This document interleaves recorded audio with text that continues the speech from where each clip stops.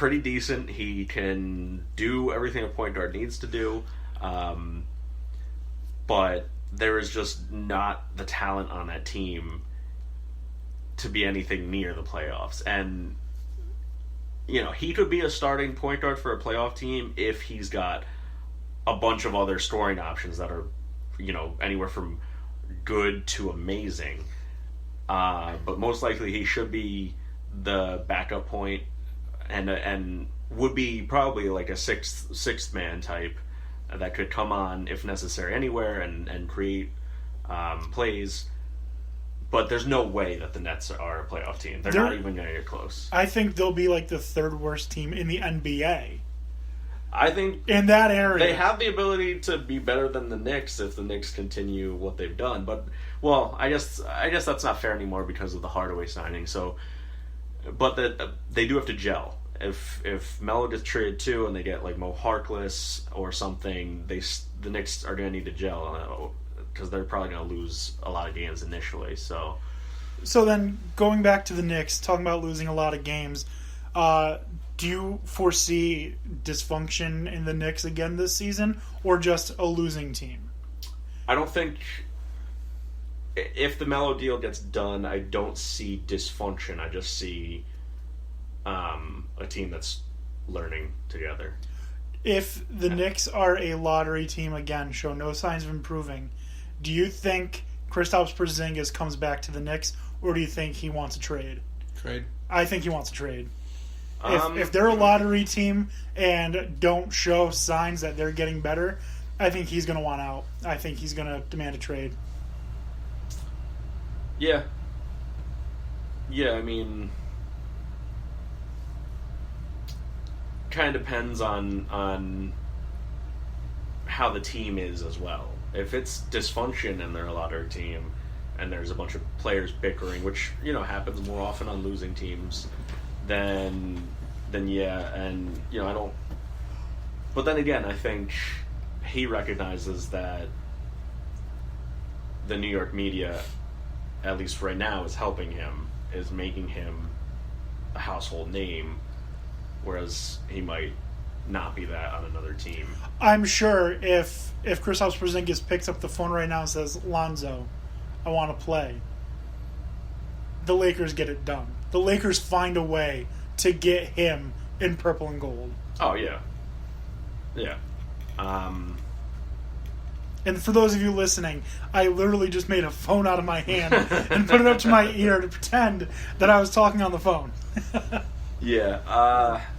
I mean, I would hate to see it, and if the Knicks are that dysfunctional still, then, there's deeper problems, and the fans need to actually stop going to games and stop buying merchandise and, give the Knicks that wake-up call, because the Knicks can be horrible and still sell out MSG, and I think is the worst. The reason being, I'm willing to bet if you go around and ask every single person that sits in those seats, why or if they're a Knicks fan or if they're just a casual fan, I bet it's 30% diehard Knicks fans.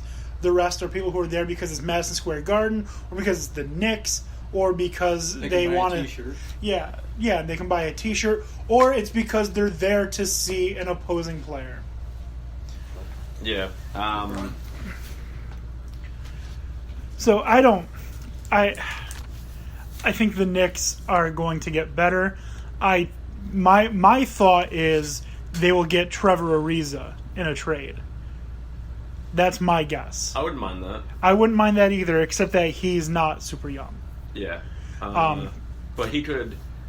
Defense. Yeah, he could gel a little more with these young guys, and he's comfortable not being the first option. So yeah. And I just want to say, if Kristaps Porzingis wants to see real dysfunction, go to the Celtics. Even though they won a championship, Kevin Garnett, Glenn Big Baby Davis feud that was going on, that was crazy. Yeah. And then Kendrick Perkins, that was crazy.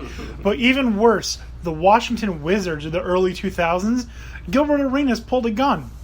He pulled a gun on a teammate over like $50. Yeah, I remember that. So that's crazy. All right, so verdict on the Knicks. Do you think they're going to be better than they were last year?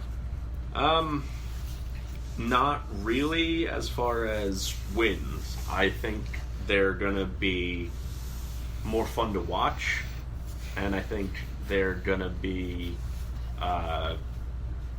having more fun themselves. I think it's going to be a more positive atmosphere, even though I don't foresee a big improvement on wins. But that doesn't mean that it's not an improvement. I disagree, because all the good players from the East are headed out west. So now the Pacers aren't that good. That's true. You know? That's true. The Bulls aren't that good. Everyone did head west. Everyone got worse. The Knicks didn't necessarily. So, maybe that's why Lynn's saying that they'll make the Brooklyn will make the playoffs, because everyone's so bad.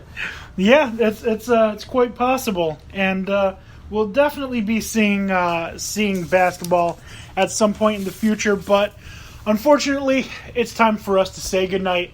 Before we do that, we do have our This Week in Sports History. This Week in Sports History on July 18th, 1960, baseball's National League voted to add teams in Houston and New York. Those teams obviously became the Mets and the Astros. Mm-hmm. Astros are in the American League now. Haha, joke's on you, National League. You only got 55 years with them. All right. That's going to do it for Dan Tony Sports. So on behalf of Dan Snyder, Dan O'Shea, Dan Beebe, and Tony, who had to skip out a little early, thank you for listening. Have a great night.